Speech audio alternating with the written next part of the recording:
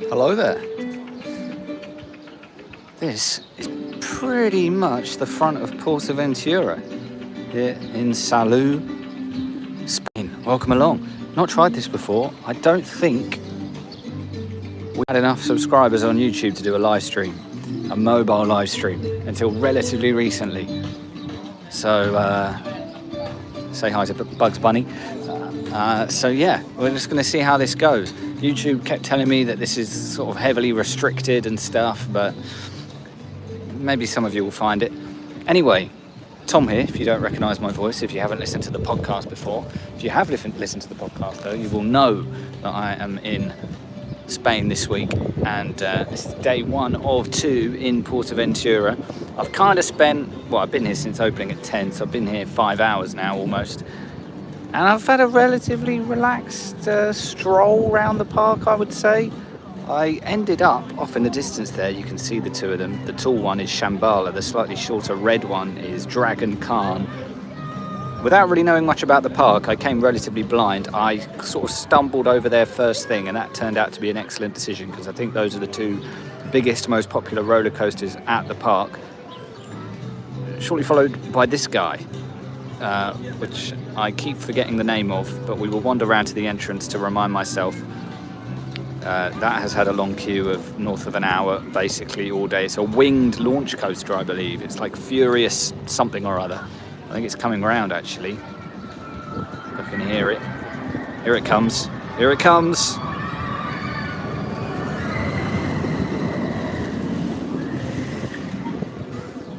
But yeah, as I say, I came in pretty blind. I don't know the park at all. I've never been. But I've had a good time so far. The rides I have done have been good. Shambhala and Dragon Khan especially. So I thought, given it's a bit hot and I'm here on my own, which makes queuing, that bit more of a chore. Don't really fancy any more long queues right now. I am going to head over to Ferrari Land, which there's no good vantage point off from here. That's kind of the smaller sister park right next door, which doesn't open until 4. So I'm going to head over there at 4. So I thought I'd spend my last sort of 45 minutes or so in this main park, just walking around on YouTube, and you guys can maybe get a taste for what it's like here if you've not been before. And if you have been before, do share some tips, because I'll be coming back tomorrow. And I am strongly considering paying up for an express pass just to make sure I get on all the rides. Anyway, let's head off.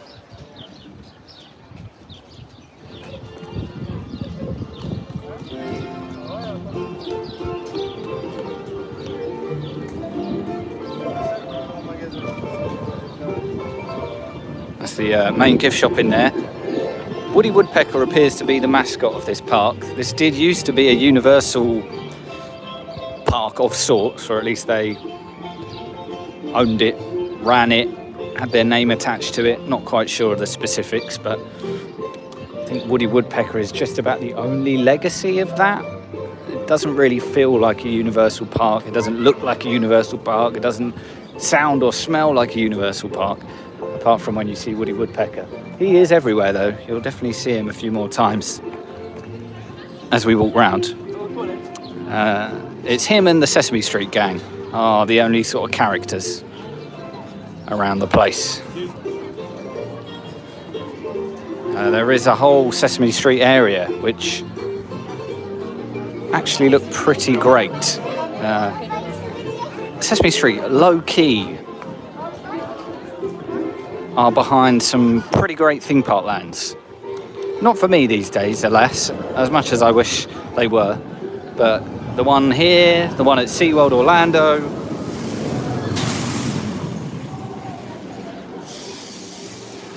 and the one at Busch Gardens are all pretty good.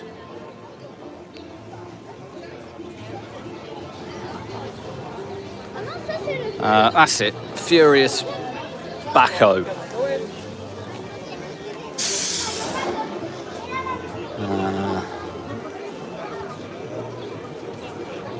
An hour wait still at this point in the day. Dragon Khan 30 minutes, Shambhala 40, Huracan Condor. Those three have all been north of an hour at various points during the day too.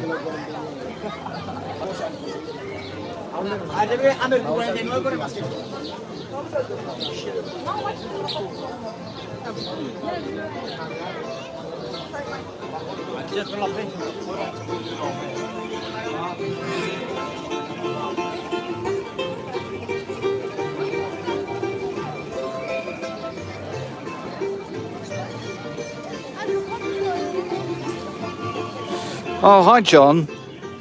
I hope you can hear me okay, and I hope you're well. Are you home at the moment, or are you Florida-ing it up? Anyway, what you're saying, that Universal used to partner with SeaWorld and another group at this park. Rumour is Universal wants to buy back into this park. That is interesting. Like I say, it doesn't really feel like a Universal park. So I think, right, let's head into the far west, which is basically Frontierland.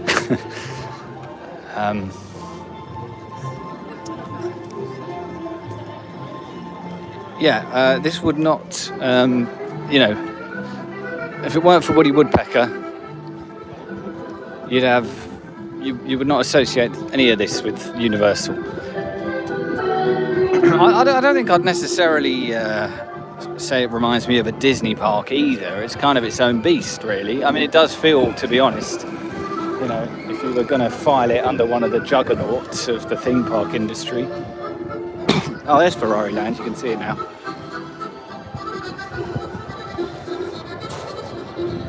That's a big boy. I think that's the tallest coaster here. In fact, yeah, I'm convinced that's the case. Shambhala, though, is very tall. In fact, Shambhala is the tallest coaster I've been on now, and the fastest. Shambhala, you can see through the trees there. That's the white one. That's I think it's 249 feet tall. Oh look, it's coming here. It's coming up. 83 miles an hour. But yeah, what I was going to say is that if I had to file this park under one of the kind of the big beasts, it would be a SeaWorld park or a Busch Gardens park.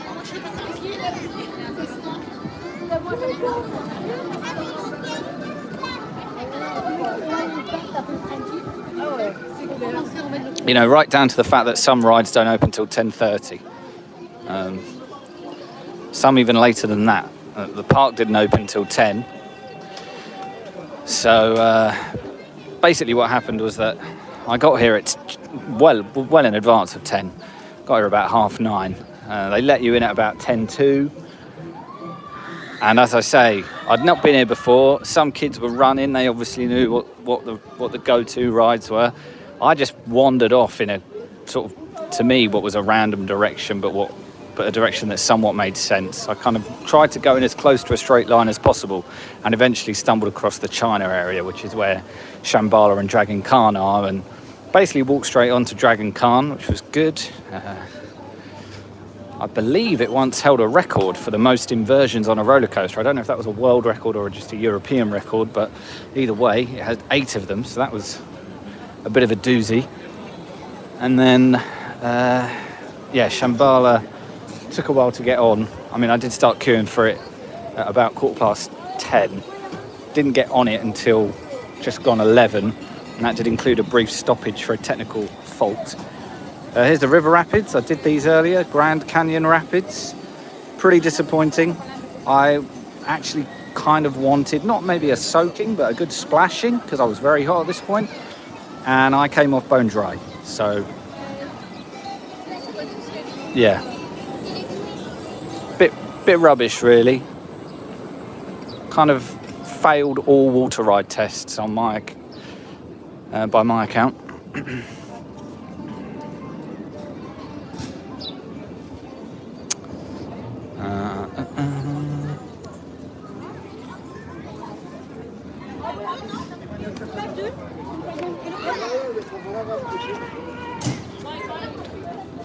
So, I don't know what this is. Crazy Barrels.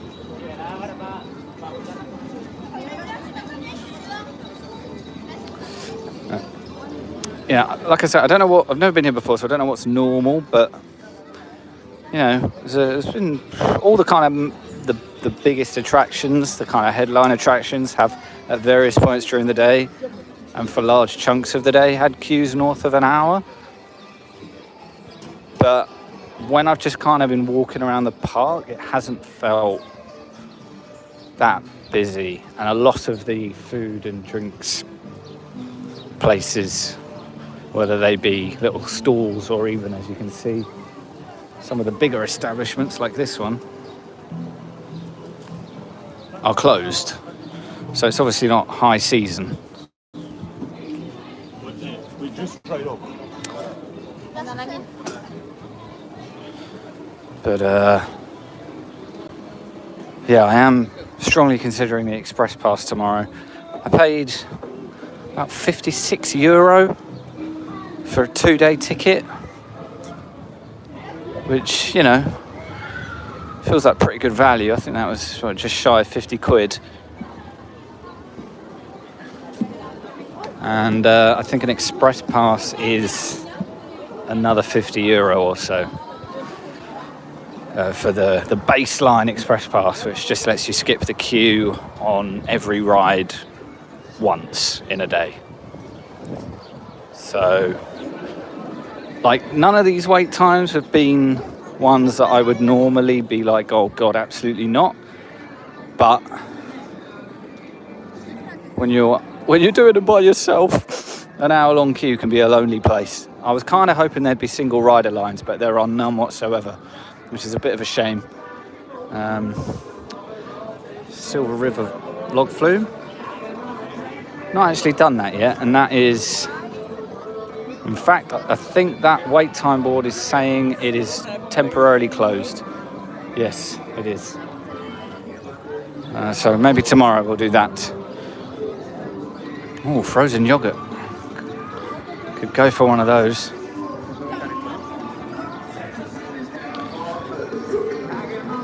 I guess the one thing I would say, like, the way in which this park does feel like a Disney Universal park is just the attention to detail, the quality of the theming. It's good.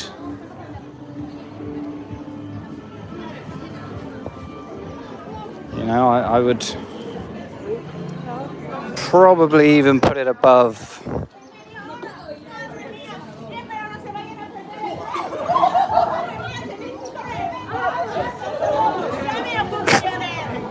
oh, here's a Woody, a literal Woody. Oh, there's a Woody over there. And a Betty Boop, a live Woody and a live Betty Boop.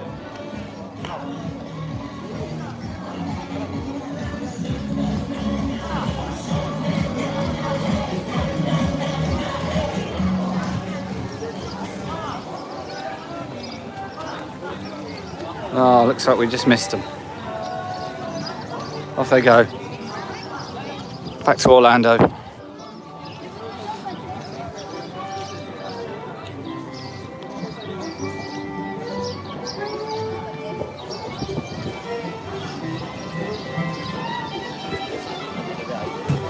Oh no, there's a fellow Gooner. Brave man wearing an Arsenal shirt today. Gotta respect it.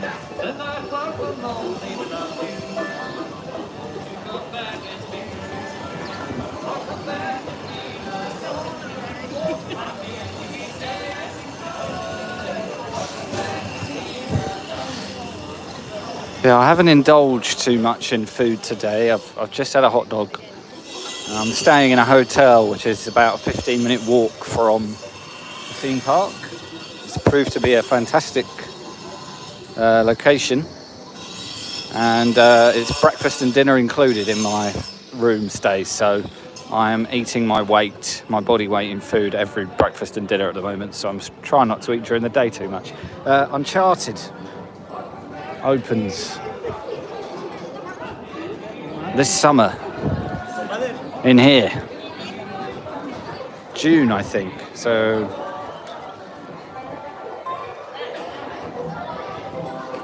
it's in the It's obviously in the Wild West area, if that gives us any clues as to what Drake, presumably if it's a sort of story-driven ride, what Nathan Drake will be up to on that ride. I mean, I do think, we're not far from Barcelona. We're about an hour away, an hour's drive from main Barcelona here. And a bit of that film was set in Barcelona, was it not? The Uncharted film. I think it's. I think the ride is based on the film rather than the games. So that'll be Tom Holland at another theme park. He'll be starting to rival Chris Pratt for roles at different companies' theme parks. His Stampeder. This is the big Woody of the park. There is another Woody. Which is not far from here, but whose name escapes me at the moment. So that's a 50-minute wait. So lots of solid wait times here. Obviously, coming tomorrow, I can sort of prioritise, and I know where stuff is. So I could maybe get away without the express pass if I just attack the park a bit more sensibly, with a bit more of a sort of plan.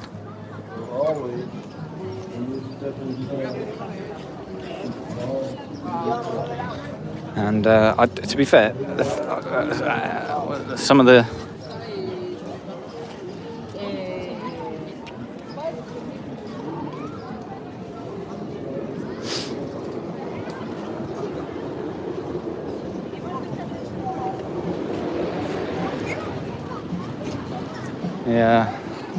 one bit of research I did do when booking these tickets was busy. What are the busiest days? And weirdly,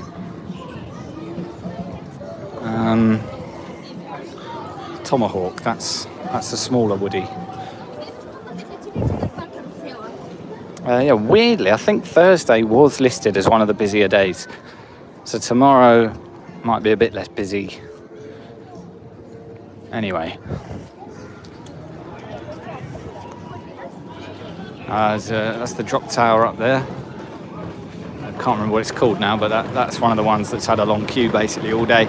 It doesn't seem like they get many people on it at once. I think that's probably part of the problem on this particular ride, but I think I'm going to have to do it because I think that would be I think it's the tallest drop coaster that I will have ever done if I do it. I think it certainly looks it, and I feel like I read as much earlier.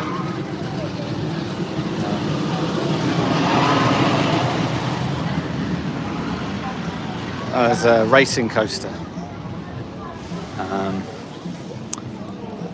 I don't know which one's. I don't know if that's Tomahawk or the other one.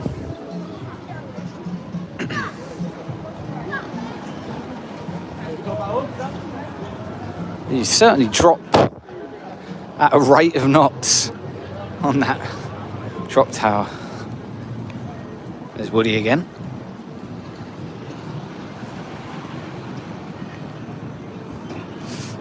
Park stays open till 6. It's a 10 till 6 park at the moment. And as I say, Ferrari Land doesn't open till 4. And I think stays open till 10.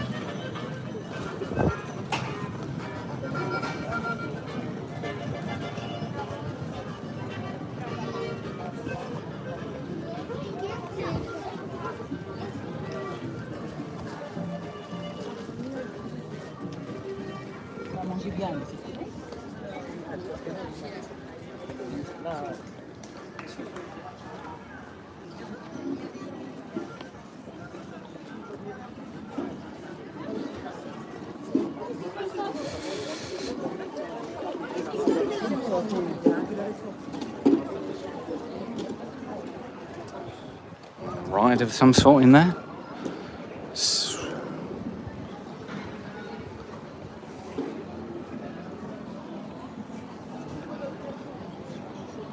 Oh, Woody's over here. How'd he get over here so quickly?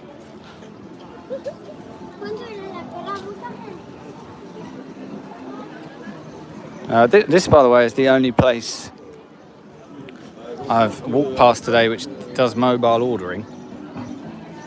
Nowhere else does.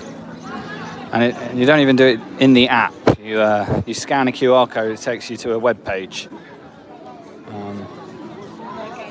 I had to put Google Translate to work to order a hot dog earlier. And maybe I'll try this place tomorrow just to see how the mobile ordering works. Cactus Express. There's burritos and I think hot dogs here too, but not veggie ones.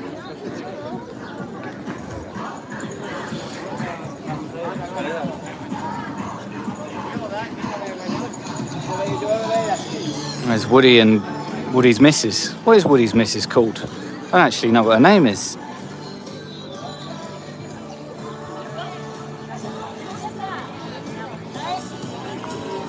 Woody's missus has seen some shit.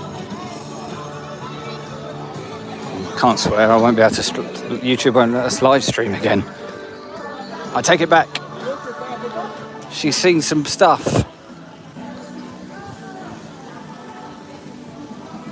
Hurricane Condor, that's the name of the drop tower.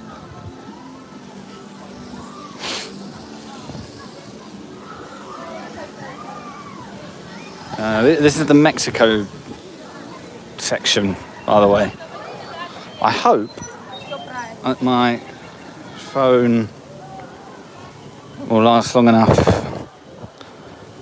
to, or the stream. I think I might be capped at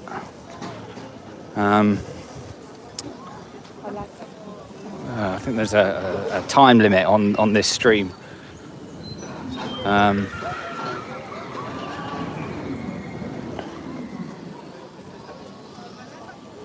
Someone's going up there, you can see. We'll just stay and watch this.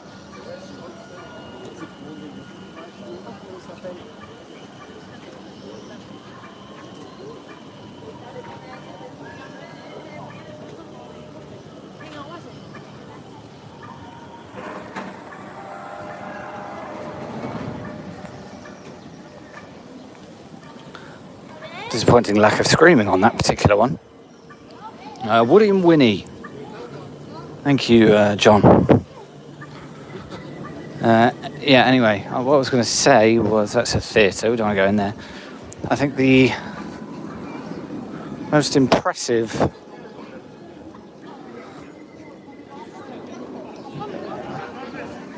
part of the park, aesthetically anyway, is this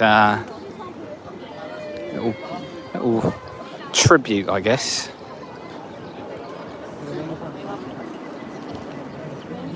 to the Great Wall of China, which you walk across or along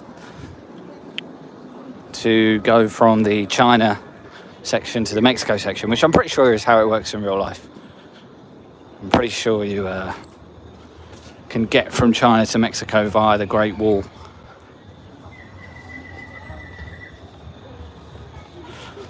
El Diablo is in there, which is a runaway mine train coaster. I did that one. That was pretty good.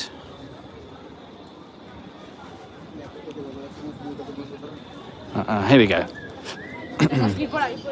But yeah, I definitely feel like, more by luck than judgment, but definitely feel as though I started the day the right way by finding my way over here and doing these two.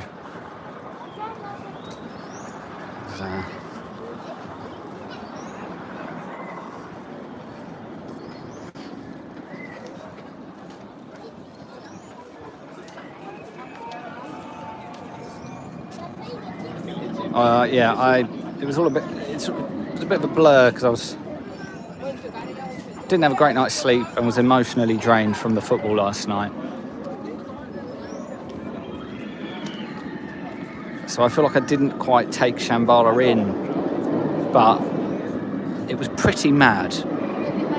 You really do feel the sense of speed, which is kind of all the more impressive given that, you know, there's no launch involved. It's just the sheer momentum that it picks up as a result of how high it goes and how steep the drop is that gets it up to that top speed. Is pretty mad, and it's just a lap bar, sort of. It's one of those big thick lap bars that sort of goes right across your thighs, and you do feel like you could well fall out. It's Silver Star is the sort of closest thing to it that I've done at Europa Park last summer, and that was the tallest, fastest coaster I'd done until today. So there we are. But as you can hear, I think the Dragon coaster is no slouch. That is a screamer as well.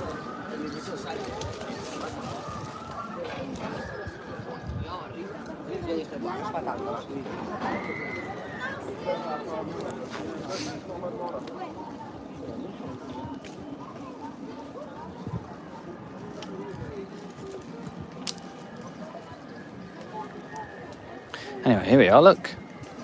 It's the Great Wall of China.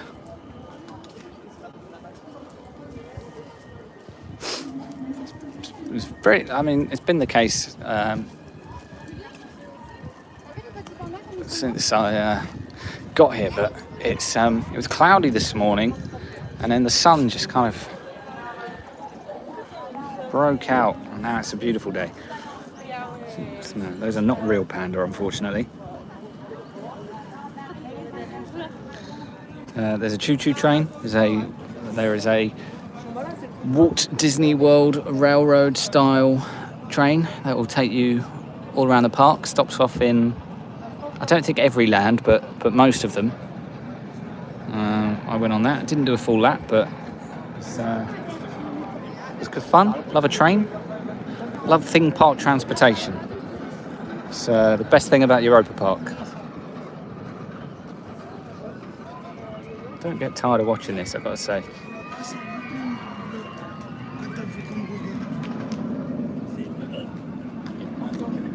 Oh, there it is.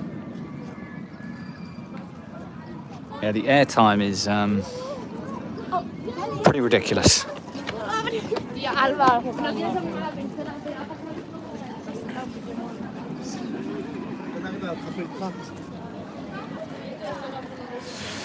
Oh, an ice cream is pretty tempting.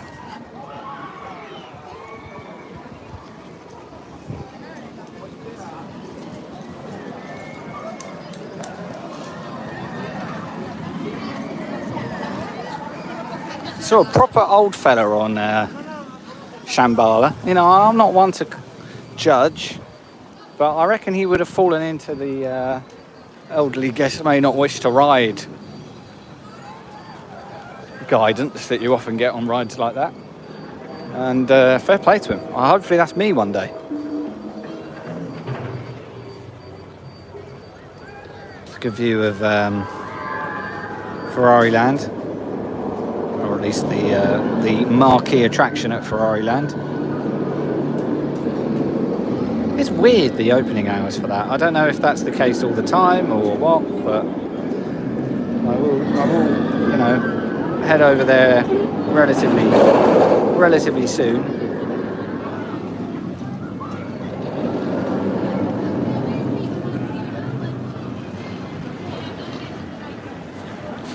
Anyway, as I say, I think there's a time limit on this, and I don't know what it is, so it may well be that the stream dies without warning.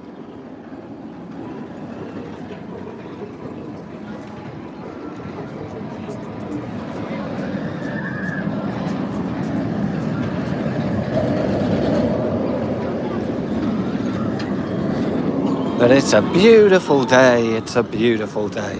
Oh, by the way, John, if you're still there, I assume that's you. All but confirmed that I will be coming back to Florida this year. Turns out the last ever family trip was in fact just the last ever family trip until the next one, which is going to be later than ever. later than ever. We will be flying out if all goes to plan. Flights are booked, nothing else is booked. And I should note that my flights aren't actually booked yet, but the people who matter have booked their flights, i.e. mum and dad. And I believe the dates that have been chosen are the 27th of September until the 16th, 17th of October, something like that. So we'll be there for Halloween, which is exciting. Well, Halloween horror, Halloween season, anyway.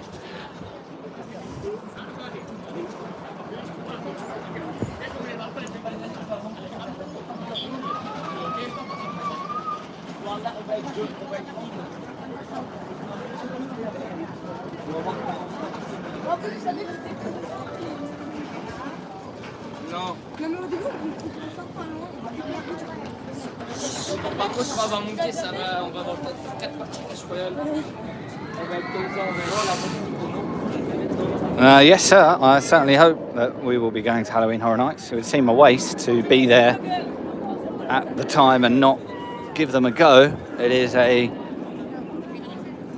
kind of my last remaining, I would say, major blind spot when it comes to the Florida parks. I mean, obviously I've not been there at like Christmas time, but I wouldn't say, I might be wrong, but I wouldn't suggest that there's anything enormously significant about the Christmas celebrations. It seems to me like if you think of you'd think of Halloween Horror Nights mazes as kind of attractions unto themselves, and something I've obviously never done.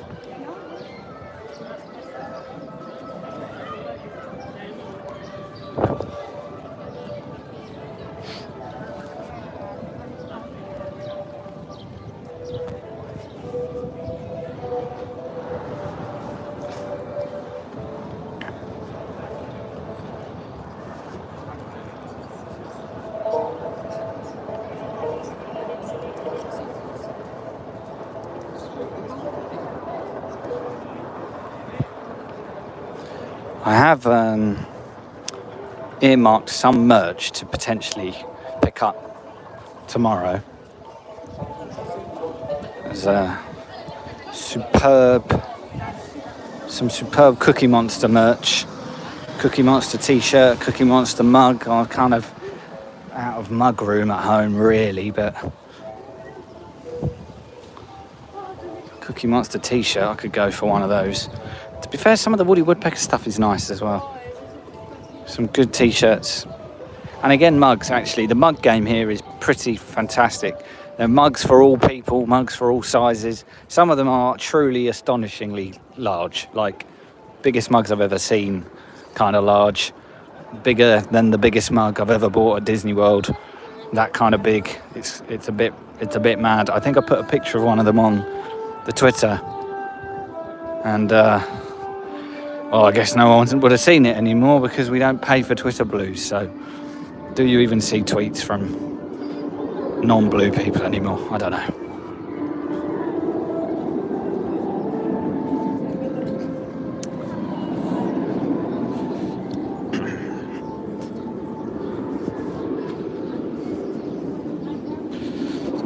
One thing I will say, that this is a good park to go to if you have a daily step count goal, because you have to do a lot of walking. I mean, just to get from the entrance to China at the start of today was a trek.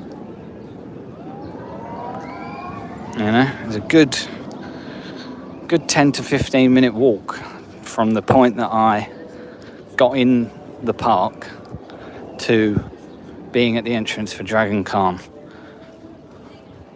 And I wasn't walking at my fastest. I wasn't like walk to the train station kind of pace, but my default walking pace is probably faster than average. And yeah, big old park and quite hard to navigate. That's maybe, I mean, to some that's a positive.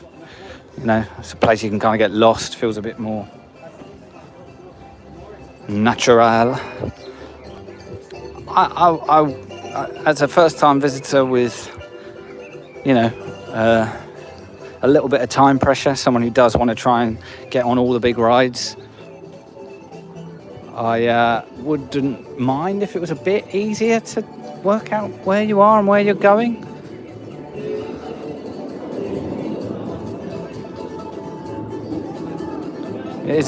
Parts of it are a bit of a maze.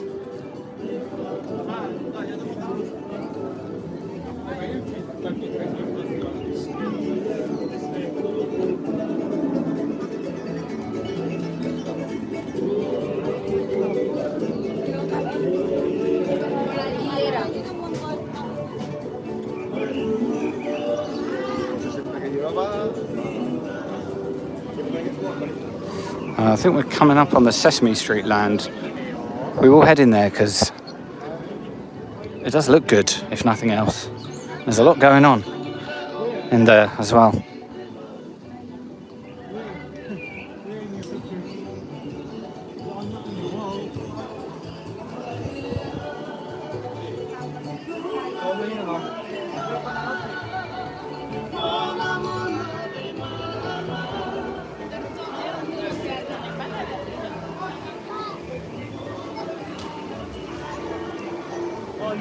Here we are. And the people don't see it.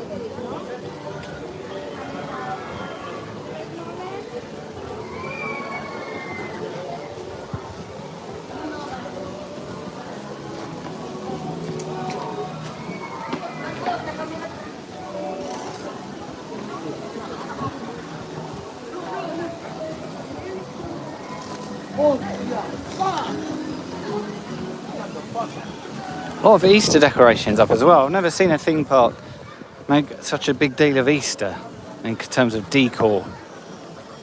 I was at the parks in Florida last year for Easter, and yeah, didn't notice anything unless I was blind.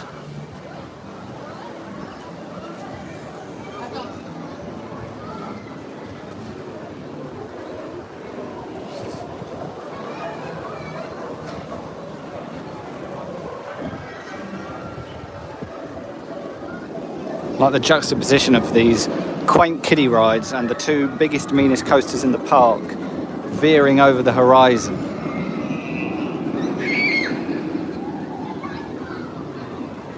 Just imagine parents sort of, be like that bit in Lion King. Mufasa shows Simba, "One day, son, you will ride those two roller coasters. But for now, let's do the Sesame Street merry-go-round." Yeah, I think it looks pretty good in here. Look, they've got the Tree of Life. What more would you want?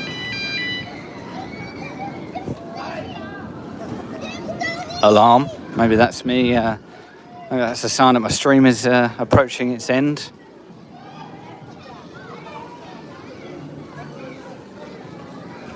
Oh, what is this? This is a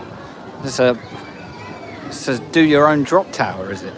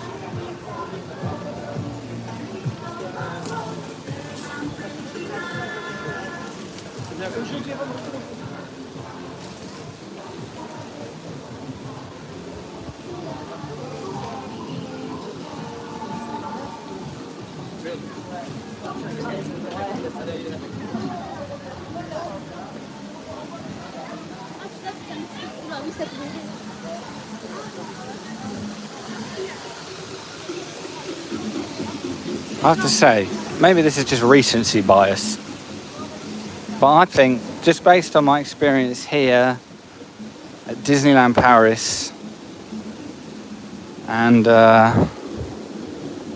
also the German parks last year, not so much Efteling. I think the Europeans have got the worst spatial awareness of any people in theme parks, or it's either a complete lack of spatial awareness or they just do not care and will, you know, their attitude is you need to get out of my way.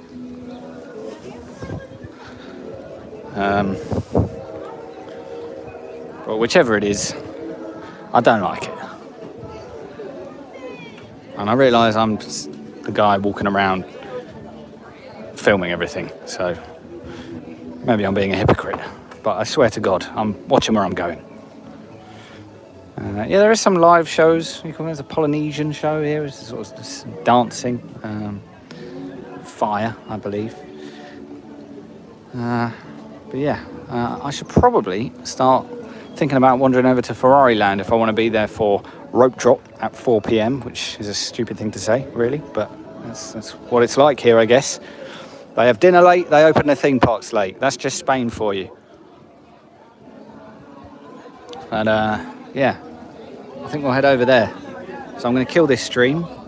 Maybe we'll do some more tomorrow. Maybe we'll do it on Instagram tomorrow instead of YouTube. I think we did an Instagram live from one of the parks last summer and got a bit more traction. So maybe we'll do that.